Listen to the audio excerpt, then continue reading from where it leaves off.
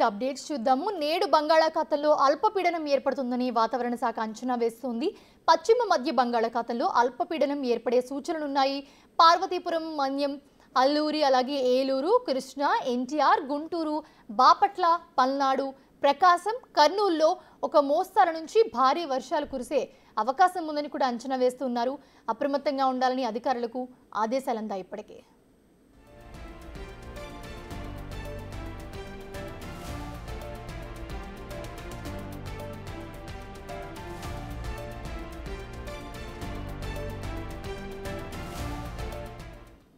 నేడు బంగాళాఖాతంలో అల్పపీడనం ఏర్పడుతుందని వాతావరణ శాఖ అంచనా వేస్తోంది. పశ్చిమ మధ్య బంగాళాఖాతంలో అల్పపీడనం ఏర్పడే అవకాశాలున్నాయి. దీని నుంచి మోస్తరు నుంచి భారీ వర్షాలు పడే అవకాశాలు కూడా ఉన్నాయి. ఇదే అంశానికి సంబంధించి మా ప్రతినిధి నాయుడు మరిన్ని అప్డేట్స్ అందిస్తారు.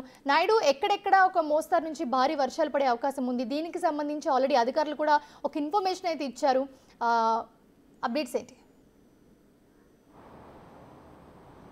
మౌనిక, చూడొచ్చు, బంగాళాఖాతంలో ఏర్పడిన అల్పపీడన ప్రభావంతో రానున్న 3 రోజుల పాటు ఏపీలో భారీ స్థాయిలో వర్షాలు ఉంటాయని ఇప్పటికే విశాఖ వాతావరణ శాఖ అధికారులు కూడా చెప్తున్నారు. ప్రస్తుతం మనం విశాఖ బీచ్లో ఉన్నాం. పూర్తిగా చూడొచ్చు, సముద్రపు అలలు అయితే ఒకసారి మోస్తరుగా ఎగసిపడుతున్న పరిస్థితి. ఎందుకంటే పూర్తిగా వాతావరణం అంతా 2 రోజుల నుంచి మారిందని చెప్పొచ్చు. మొన్నటి వరకు తీవ్ర స్థాయిలో ఎండలు ఉండడంతో కొంచెం ప్రజలు ఇబ్బందులు పడినా ఇప్పుడు వాతావరణం ఒకసారిగా మారింది. దీంతో పూర్తిగా రానున్న 4 రోజుల పాటు భారీ స్థాయిలో వర్షాలు ఉంటాయని ఇప్పటికే విశాఖ వాతావరణ శాఖ అధికారులు అయితే చెప్తున్నారు. పశ్చిమ మధ్య బంగాళాఖాత పరిసర ప్రాంత అల్పపీడన ప్రభావంతో పూర్తిగా రానున్న 3 రోజుల పాటు రాష్ట్ర వ్యాప్తంగా భారీ స్థాయిలో వర్షాలు ఉంటాయి.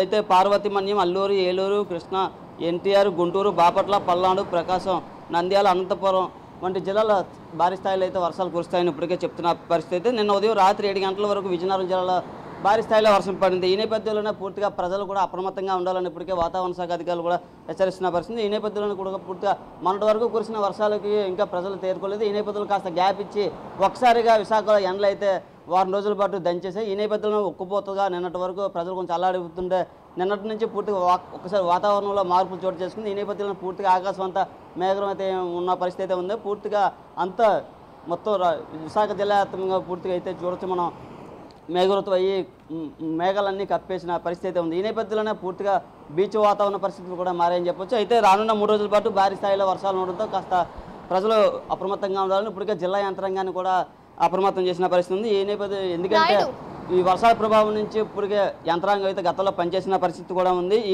విశాఖలో ఉన్న కొన్ని కొండచరి ప్రాంతాల్లో కూడా ప్రజలు కూడా అప్రమత్తంగా ఉండాలని వాళ్ళని కూడా ఆదేశించారు. ఎందుకంటే వాళ్ళు పైన మొన్నటి వరకు పడిన భారీ స్థాయి వర్షాలకు కొండచర్యలు కూడా విరిగి పడిన పరిస్థితి ఉంది. అయితే వాళ్ళని సేఫ్ జోన్లు కూడా పెట్టడం జరిగింది. అయితే ఈసారి కూడా అలాంటి ప్రమాదం ఏమైనా జరుగుతుందనే కోణాలు కూడా అధికారులు అప్రమత్తం అయ్యారు. మౌనిక, ఎస్ నాయుడు, ప్రస్తుతం చూస్తున్నాము ఆల్రెడీ మొన్నటి వరకు పడిన వర్షాలకి చాలా ఇబ్బందులు పడ్డారు. సో మళ్ళీ వాతావరణ శాఖ చెప్తూ ఉంది భారీ నుంచి అతి భారీ వర్షాలని చెప్పి. సో ఇప్పుడు ఆల్రెడీ అలర్ట్ కూడా చేశారు. సో ఎలాంటి ఏర్పాట్లు చేస్తున్నారు అధికారులు?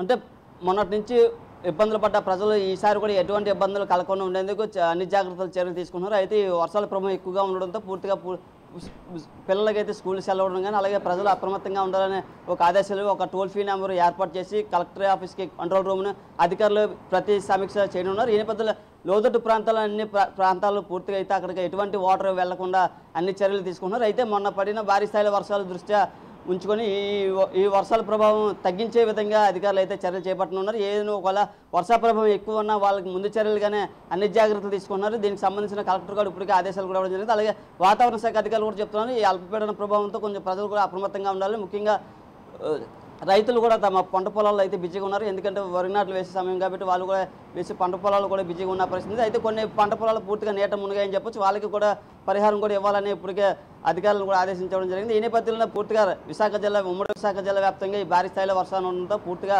అయితే అధికారులను అయితే అప్రమత్తం చేసిన పరిస్థితి ఉంది. Mounika, right, thanks for the updates Naidu.